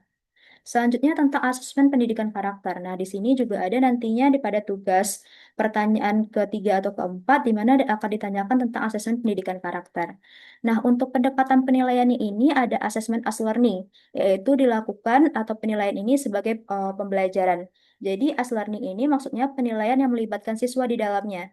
Nah, di sini contoh penilaiannya itu seperti self-assessment atau penilaian terhadap diri sendiri sama penilaian terhadap teman sebayanya. Lalu yang kedua itu ada assessment for learning. Jadi assessment for learning ini artinya penilaian dilakukan selama proses pembelajaran, sehingga adanya dasar perbaikan bagi guru untuk melaksanakan pembelajaran selanjutnya atau adanya umpan balik atau feedback yang ada. Lalu yang terakhir yaitu ada assessment of learning. Kalau assessment of learning ini dilakukan setelah pembelajaran itu berlangsung. Contohnya pelaksanaan assessment of learning ini pada saat pelaksanaan PTS maupun penilaian akhir semester. Jadi as learning ini dilakukan oleh siswa, for learning ini dilakukan selama proses pembelajaran, sedangkan off learning ini dilakukan setelah proses pembelajaran itu berlangsung. Untuk for learning ini dapat juga dilakukan asesmen diagnostik. Jadi di mana asesmen diagnostik ini dapat dilakukan untuk mengukur bagaimana kemampuan awal maupun gaya belajar dari siswa kita. Selanjutnya, prinsip asesmen karakter, yaitu ada utuh dan sinergi, lalu ada terintegrasi dengan aktivitas belajar peserta didik, lalu ada asesmen sebagai pembelajaran dan asesmen untuk pembelajaran, lalu ada multi data yang diperoleh dari multi teknik asesmen dan juga multi instrumen, lalu ada lintas mata pelajaran dan juga lintas pengalaman belajar, edukatif, bersistem dan juga terpadu dengan program sekolah dan juga berkesinambungan. Nah, selanjutnya Bapak dan Ibu, kita juga mempelajari terkait dengan instrumen asesmen penguatan pendidikan karakter. Nah, instrumen ini akan Bapak Ibu lakukan atau bahkan Bapak Ibu buat, yaitu pada pertanyaan ketiga dari tugas kita yang pertama. Jadi silahkan nantinya Bapak Ibu ada disiapkan nilai-nilai karakternya, lalu silahkan pilih dari kelima jenis instrumen ini melalui jurnal refleksi boleh, observasi boleh, melalui hasil wawancara juga boleh, ataupun hasil survei dan juga portofolio. Nah, Bapak dan Ibu, untuk jurnal refleksi ini berarti adanya catatan dari guru yang sudah mengajar di kelas tentang kelebihan dan juga kekurangannya itu pada saat mengajar. Lalu ada observasi. Kalau observasi ini berarti pengamatan, di mana guru melakukan pengamatan terhadap karakter dari siswa yang diamati. Lalu ada penilaian hasil wawancara. Wawancara ini dapat dilakukan dengan guru yang sedang mengajar. Lalu ada survei dan juga portofolio. Untuk survei itu tidak saya sarankan karena lebih ke metode pengumpulan data untuk mendapatkan informasinya itu dalam skala besar. Di sini kita hanya memerlukan dalam satu kelas saja. Selanjutnya ada tujuan dan ruang lingkup asesmen karakter, di mana asesmen karakter ini bertujuan untuk memperoleh informasi perkembangan karakter peserta didik. Untuk itu perlu acuan yang berkaitan dengan karakter yang perlu diperkuat dan proses asesmen untuk menilai perkembangan karakter yang diharapkan. Lalu ada pelaksanaan asesmen PBK ini, di mana setiap karakter utama dijabarkan ke dalam indikator yang dilengkapi dengan indikator atau contoh perilaku yang dapat diamati. Indikator tersebut tercermin dalam 5 karakter utama atau 6 profil pelajar Pancasila, mulai dari berkebinekaan global, mandiri, kreatif, dan lainnya. Baik, itu penjelasan dari sesi 2 kita. Selanjutnya, saya lanjutkan saja ya pada penjelasan tugas, nantinya baru Bapak dan Ibu boleh atau dipersilahkan untuk bertanya. Baik, ini untuk tugas kita. Nah, Bapak dan Ibu, untuk tugas kita pada sesi 3 ini atau tugas pertama itu ada 5 pertanyaan. Bentar, Bapak dan Ibu. Nah, pertanyaan di sini yang pertama itu, karakter memiliki beberapa tahapan sebagai sebuah proses, di antaranya tahapan perkembangan karakter, moral, dan juga kepribadian. Jelaskan karakteristik setiap tahapan perkembangan karakter, moral, dan juga kepribadian. Di mana skornya di sini maksimalnya saya beri 22 sesuai dengan aturan yang ada. Jadi di sini Bapak dan Ibu pada pertanyaan satu ini silahkan jelaskan karakteristik dan juga pengertian dari tahapan perkembangan karakter, moral, dan juga kepribadian. Lalu Bapak Ibu sebutkan atau jelaskan juga contoh penerapannya bagaimana. Lalu disertai dengan referensi. Referensi kita ini untuk referensi utama yaitu ada buku materi pokok atau BMP dan juga untuk memperkaya bahan bacaan kita dapat juga dilakukan melalui jurnal ilmiah. Dan yang terakhir, saya minta kepada Bapak dan Ibu, pada bagian akhirnya silahkan disertai dengan kesimpulan dengan bahasanya sendiri. Jadi pertanyaan satu ini silahkan jelaskan dulu karakteristik pertahapannya bagaimana, mulai dari karakter, moral, dan juga kepribadian. Kemudian di bawahnya silahkan buatkan kesimpulan. Kesimpulan ini dengan bahasa sendiri, tidak usah panjang, mungkin satu paragraf saja cukup. Lalu selanjutnya bagian bawahnya baru dilengkapi dengan referensi. Silahkan lengkapi referensinya itu mulai dari buku materi pokok kita, dan selanjutnya melalui jurnal ilmiah. Dan pertanyaan yang kedua ini skor maksimalnya itu 20, di mana pertanyaannya itu karakteristik peserta didik selalu menjadi sorotan. Oleh karena itu, saat ini pemerintah mengencarkan program penguatan pendidikan karakter atau PPK. Evaluasilah implementasi program PPK ini pada di lingkungan sekolah terdekat Anda. Apakah program PPK ini sudah diimplementasikan sesuai dengan kriteria yang ada? Nah, Bapak dan Ibu, kriterianya itu dapat Bapak Ibu lihat pada modul kita, itu halaman 33. Pada modul 3 terkait dengan asesmen pendidikan karakter. Jadi di situ ada beberapa kriteria-kriteria yang harus diamati di lingkungan sekolah terdekatnya, di mana kriterianya itu ada religius, nasionalis, mandiri, gotong royong, integritas, kritis, dan juga kreatif. Jadi tugas Bapak dan Ibu pada pertanyaan kedua ini silahkan untuk mengevaluasi implementasi program PPK ini di sekolah terdekat.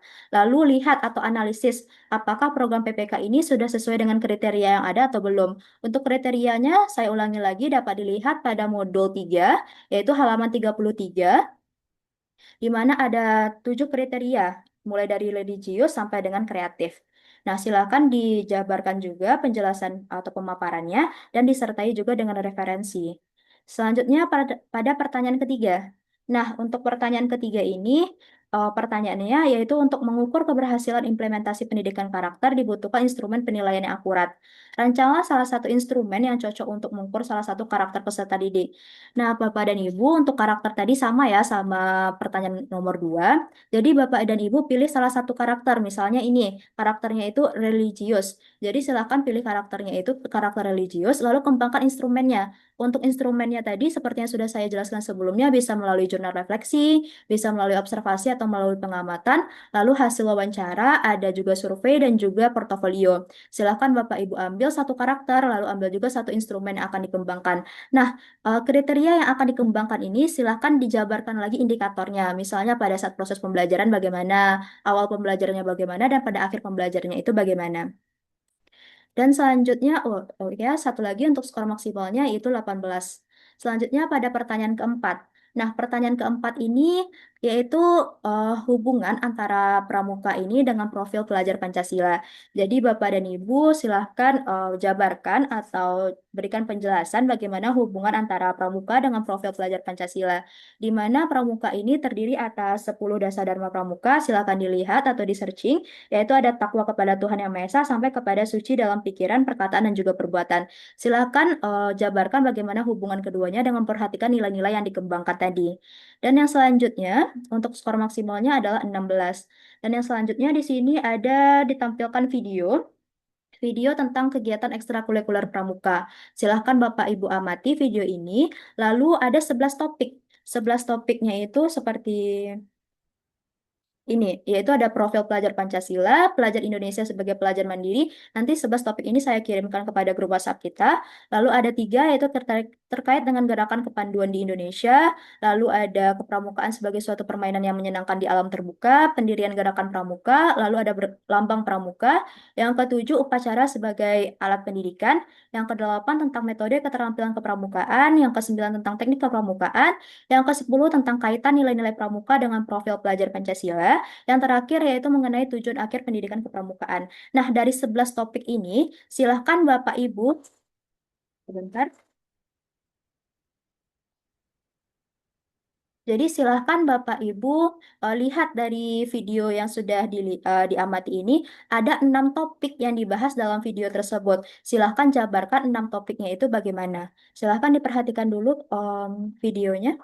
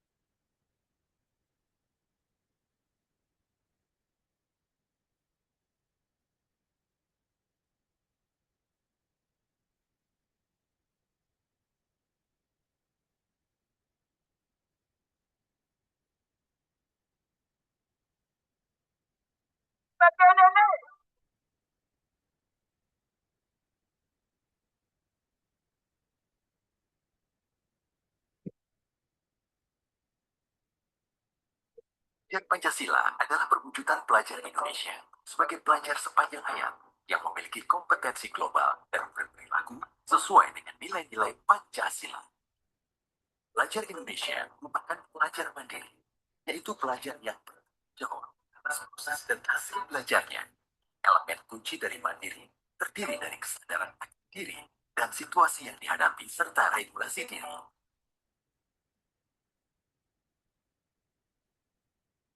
Dalam upaya pencapaian profil pelajar Pancasila, Direktorat Sekolah Dasar Kementerian Pendidikan Kebudayaan, Riset dan Teknologi Republik Indonesia, salah satunya melalui ekstrakurikuler pramuka.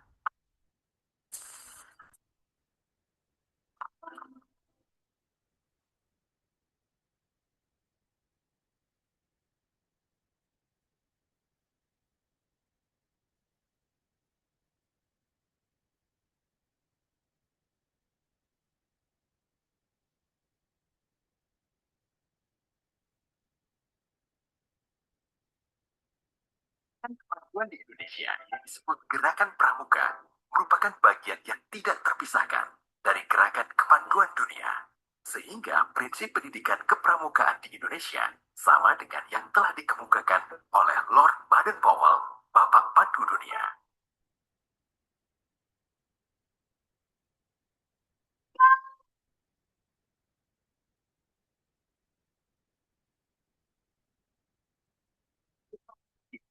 Adalah suatu ilmu yang harus dipelajari dengan tekun, bukan pula merupakan kumpulan ajaran-ajaran dan naskah-naskah dari suatu buku.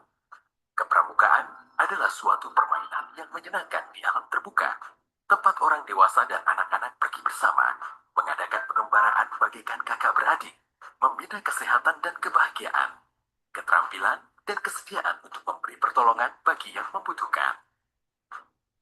Gerakan Pramuka Indonesia didirikan berdasarkan keputusan Presiden Republik Indonesia nomor 238 tahun 1961. Gerakan Pramuka dilambangkan dengan tunas kelapa yang diciptakan oleh Sunarjo Atmodipurwo, seorang pegawai Departemen Pertanian pada tahun 1961. Kemudian ditetapkan dalam keputusan Warnas nomor 06-KN-72 tentang arti lambang pramuka. Penggunaan lambang pramuka bertujuan sebagai alat pendidikan untuk menanamkan sifat seperti yang tersemat di dalam tunas kelapa kepada seluruh anggota gerakan pramuka.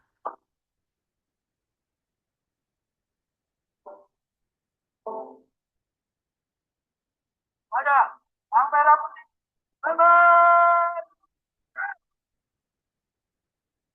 upacara dalam pramuka merupakan alat pendidikan. Bentuk barisan upacara pada satuan siaga berbentuk lingkaran. Makna yang tersirat dari bentuk lingkaran tersebut adalah perhatian dan perkembangan jiwa peserta didik usia siaga masih terpusat pada orang tua atau pembina.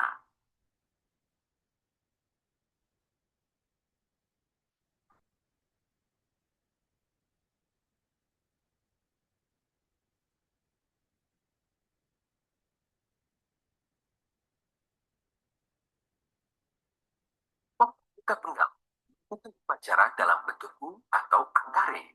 Makna yang tersirat dalam bentuk barisan upacara pramuka penggalang bahwa perhatian dan perkembangan jiwa pramuka penggalang telah mulai terbuka.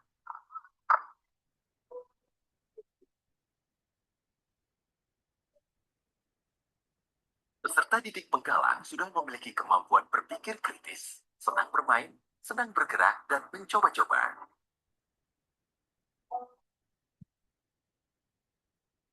Upacara dalam gerakan pramuka adalah agar peserta upacara atau peserta didik mampu A.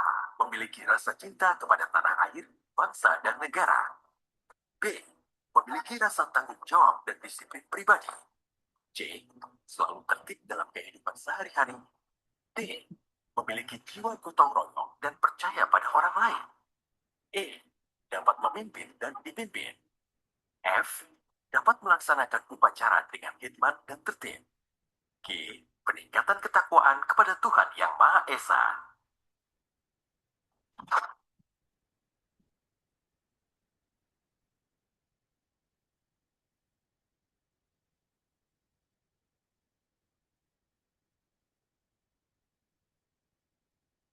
Keterampilan kepramukaan dilaksanakan sebagai pewujudan komitmen kepramukaan dalam bentuk pembiasaan dan penguatan sikap serta keterampilan sesuai dengan kebutuhan pembelajaran.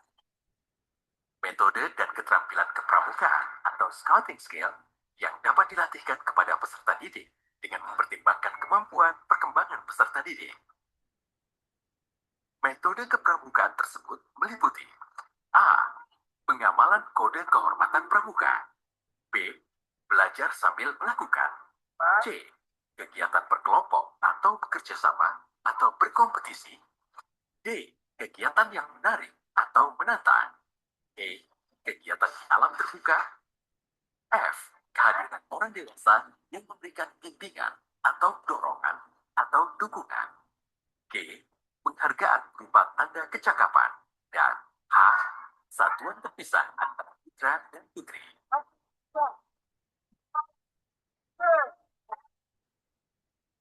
Teknik kepramukaan antara lain mencakup praktik langsung, permainan, diskusi, produktif, lagu, gerak, wisata, simulasi, napak tilas, pioneering, berkemah, dan penjelajahan. Pramukaan tidak dapat dipisahkan dari dunia pendidikan Indonesia. Nilai-nilai kepramukaan dalam satuan pendidikan sebagai bentuk implementasi pendidikan karakter harus terus ditumbuhkan dalam mewujudkan profil pelajar Pancasila.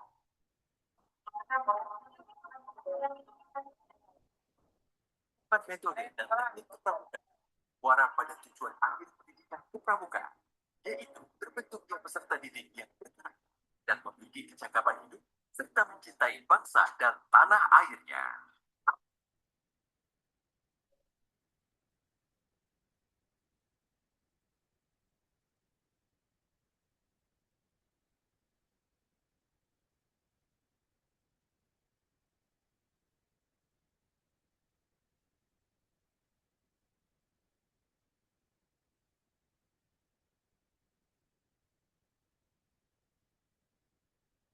Oke, jadi setelah Bapak dan Ibu amati video tentang ekstrakurikuler pramuka ini, silahkan Bapak dan Ibu pilih 6 topik yang sesuai dengan video yang ada.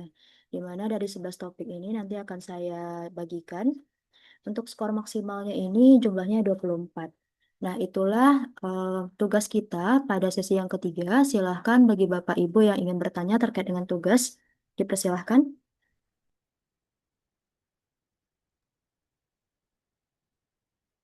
Ibu izin bertanya, itu tugas-tugasnya nanti dikirim melalui apa?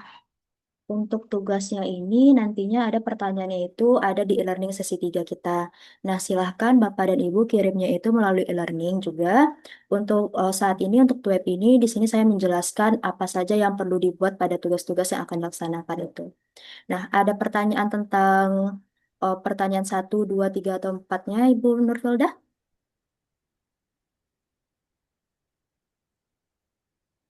Oke, di sini ada yang raise hand, silahkan Ibu Darwana. Ya, mohon maaf Ibu. Baik. Tadi mau bertanya tentang pertanyaan 1 dan pertanyaan 4. Di situ kami tadi menyimak tentang pertanyaan 1, apa-apa saja yang harus yang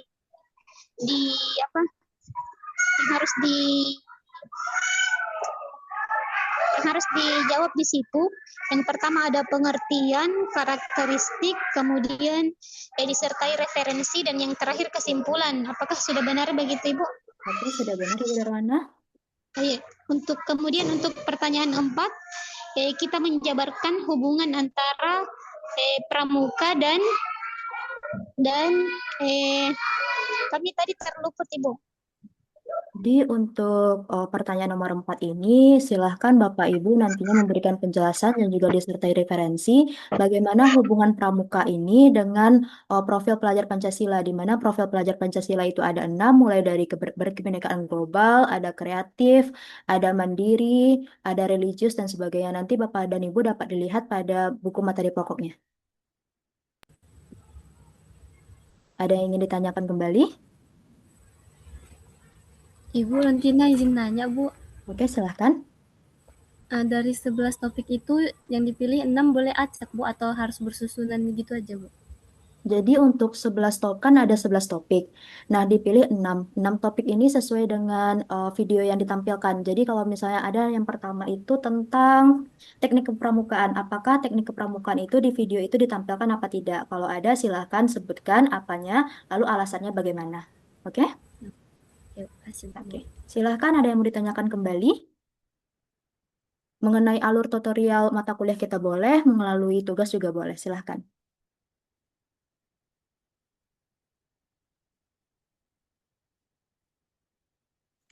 Mau bertanya mengenai itu, Bu, grup WhatsApp. Saya belum masuk. Boleh Baik, ya untuk Ibu Mariana, untuk grup WhatsApp-nya itu link tautannya sudah saya kirimkan melalui grup chat kita yang ada di e-learning dan juga coba lihat di pada forum perkenalan. Nah, di forum perkenalan itu sudah saya tempelkan juga link WhatsApp kita. Silahkan bergabung ya. Selanjutnya, Baik, Bu. selanjutnya. Maaf Ibu, kami juga mau bertanya sekali lagi. Baik, silahkan. Di sini kami bukan bertanya tentang materi ataupun tugas. Kami mau bertanya tentang kehadiran dan nilai. Jadi nilai dari setiap tugas. Karena dari mata kuliah yang lain kami bisa melihat atau mengakses di nilai dan nilai tugas dan kehadiran. Namun di mata kuliah ini kami tidak mampu mengaksesnya. Apakah memang seperti itu Ibu atau bagaimana? Baik, terima kasih ya atas pertanyaannya. Nah, di sini juga banyak bertanya seperti itu, di mana karena kita ini baru semester ini ya, mata kuliah literasi dan karakter dan kepramukaan ini jadi tuweb. Jadi makanya kalau misalnya untuk mata kuliah tuweb, kita itu tidak perlu kehadiran. Kehadirannya itu diambil oleh tutor pada saat melaksanakan tuweb kita yang pertama, kedua, dan juga ketiga. Jadi diharapkan sekali kehadiran Bapak dan Ibu pada tuweb kita ini. Dan untuk nilai akhir mata kuliah, ini yang paling penting untuk mata kuliah ini adalah nilai tugas. Karena tugas ini persentasenya itu 60%. Jadi sangat tinggi ya Bapak dan Ibu, silahkan dikerjakan tugasnya itu dengan sebaik-baiknya. Di mana tugas pertama itu diberikan waktu sekitaran 2 minggu, nanti saya umumkan kapan berakhirnya. Namun saya harapkan sekali, mohon untuk percepat saja pelaksanaan tugasnya itu, penyelesaiannya, karena nantinya saya akan memberikan feedback. Nah, kalau misalnya masih ada feedback, silahkan Bapak dan Ibu perbaiki kembali dan sampai batas akhirnya itu 2 minggu ke depan, yaitu sesi 3 sampai sesi 4 yang berarti. Untuk tugas duanya itu di sesi 5, untuk tugas tiganya itu berada di sesi 7. Nah, selanjutnya dan saya sudah ingatkan juga sebelum-sebelumnya juga tentang kuis. Nah, kuis ini juga termasuk dalam nilai mata kuliah kita. Silahkan dikerjakan untuk yang terlewat kuis dari sesi 1, silahkan dikerjakan sampai hari Sabtu ini.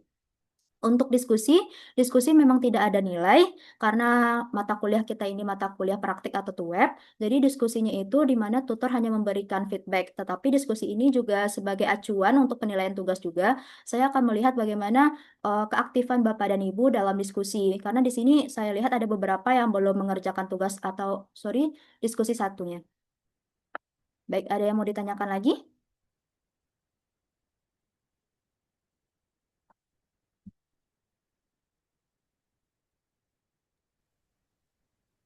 Baik Ibu, saya mau bertanya, untuk pengerjaan tugas ini sama seperti mengerjakan kayak di sesi 1 atau 2, apa menggunakan Word?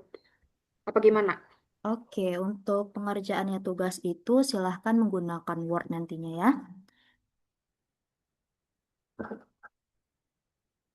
Baik, ada pertanyaan lainnya? Terkait tugasnya boleh dari pertanyaan 1 sampai dengan pertanyaan 5. Kalau misalnya masih ada yang ragu, silahkan.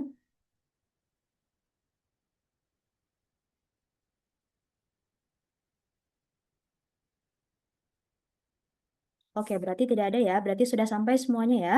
Nah, silahkan sekarang mohon untuk hidupkan kameranya karena di sini Ibu akan mengambil untuk presensi akhir kita. Jadi yang tidak menghidupkan kamera nantinya akan Ibu hitung tidak hadir saja lagi. Silahkan.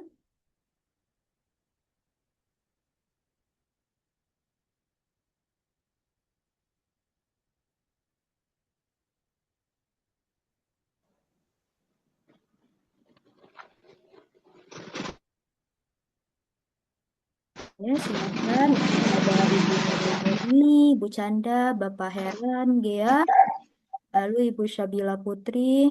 Kalau Bapak Muhammad Rizky sedang rapat, tadi sudah izin kepada saya. Lalu ada Bapak Dede Igel, Ibu Mariana, lalu ada Ibu Tika Ainun. Mohon kepada user atas 824 ini diubah namanya menjadi nama mahasiswanya sendiri. Karena nanti tidak terhitung sama saya siapa namanya nanti.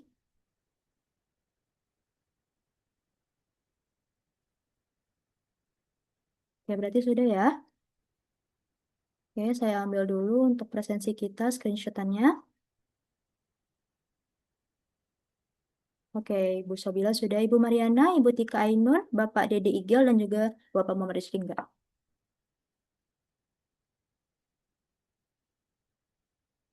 Oke, saya screenshot saja lagi ya. Oke, sudah. Nah, inilah akhir dari tweet kita yang pertama ini ya Bapak dan Ibu ya. Salah dan janggalnya saya mohon maaf. Terus untuk kegiatan tweet kita yang kedua itu kan dilaksanakan pada sesi kelima. Bapak dan Ibu inginnya hari apa? Ada yang mau menyarankan? Biar bisa masuk semuanya. Apakah ada Bapak Ibu yang bekerja? Kalau tidak ada berarti harinya boleh terserah ya. Ada Ibu. Iya Ibu Murni? Boleh disarankan. Saya sambil bekerja, Ibu. Oh, sambil bekerja. Oke, siapa saja yang bekerja Ibu Murni? Lalu siapa lagi? Saya juga Ibu. Saya juga Bu, Rizka. Oh, Ibu Rizka. Selanjutnya siapa lagi itu? Saya baca ada di forum perkenalannya Ibu Rontina, kalau nggak salah lagi bekerja juga ya? Oke, Ibu Rontina juga. Iya. Ada lagi yang sambil bekerja, jadi bisa kita tetapkan harinya itu bisa hari Sabtu juga nantinya ke depannya. Lalu untuk pelaksanaannya bisa juga tidak siang, tapi juga bisa malam. Oh, untuk username atas nama 824 ini mohon untuk diubah dulu namanya. Karena nanti tidak tercatat namanya di saya siapa. 8243519. Silakan diubah dulu atau di-rename dulu namanya.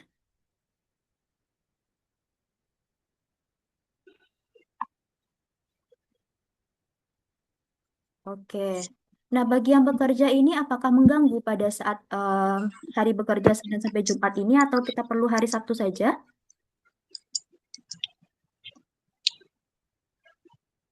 Tidak apa-apa ya, berarti hari Senin sampai Jumat ya? Tidak apa-apa, oke. Iya Bu, tidak apa-apa. Untuk pelaksananya bagaimana? Siang, pagi, atau malam juga bisa? Siang lagi aja Bu, soalnya kalau pagi kerja. Oke, Iya, baik. Siang ya. Oke. Oke, jangan lupa ya tweet kedua sama ketiga kita pada sesi 5 dan juga 7 ya Bapak dan Ibu. Selanjutnya ada yang mau ditanyakan kembali? Kalau tidak saya akhiri saja perkuliahan kita hari ini. Assalamualaikum Bu. Waalaikumsalam. Silahkan Ibu, siapa namanya? Nama saya Mila Bu. Maaf ya, dari tadi Ibu panggil saya nggak nyaut katanya, soalnya saya ada kendala tadi. Oke gitu. Ibu, nama lengkapnya siapa? Mila. Oh Mila, oke. Silahkan Ibu Mila perkenalkan dirinya dulu, asalnya dari mana, semester berapanya juga. Oke, Assalamualaikum warahmatullahi wabarakatuh. Perkenalkan, nama saya Mila. Saya dari Prodi PGSD Salut Pelabuhan Ratu.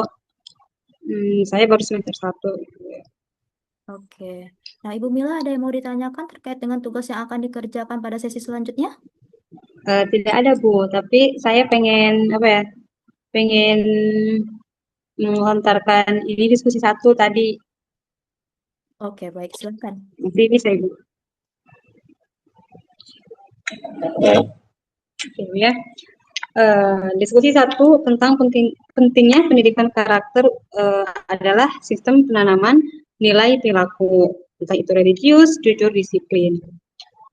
Melalui pengajaran pendidikan karakter akan tujuannya untuk mencegah masalah sosial, terus mendukung prestasi, terus meningkatkan kualitas SDM dan lain-lainnya.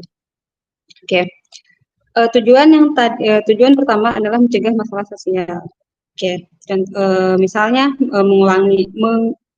menanggulangi kenakalan remaja kan, karena kan di zaman sekarang ya justru remaja itu mungkin dalam tanda kutip banyak yang nakal ya, tidak hanya orang luar saja yang tidak bersekolah, begitupun orang yang sekolah pun banyak ya, mahasiswa pun ya banyak ya Bu ya yang mungkin kelakuannya yang negatif gitu. Nah, makanya gimana pentingnya pendidikan karakter gitu kan, harus terus diperkuat gitu. Terus mendukung prestasi anak, misalkan membangun disiplin dan motivasi belajar. Nah, gitu aja sih, Bu. Oke, pendapatnya saya terima ya, sudah saya catat juga.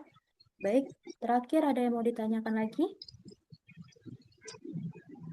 Tidak ada, Bu. Oke, kalau tidak saya akhiri lagi perkuliahan kita hari ini. Saya ucapkan Assalamualaikum warahmatullahi wabarakatuh. Waalaikumsalam warahmatullahi wabarakatuh. Oke, saya izin ya. Waalaikumsalam warahmatullahi wabarakatuh.